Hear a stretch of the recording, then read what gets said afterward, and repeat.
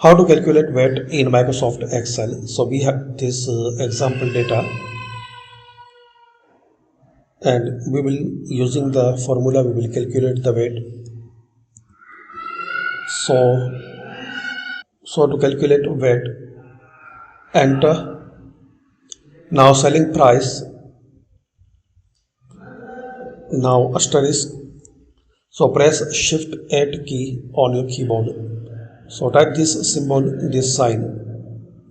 Now opening bracket and 1, then plus. Now select this VAT. Now closing bracket, then press enter. Now drag and drop. So this way you can calculate net price. To getting the grand total, use the shortcut to sum this net price. Press Alt and equal, then press enter. So this is the way you can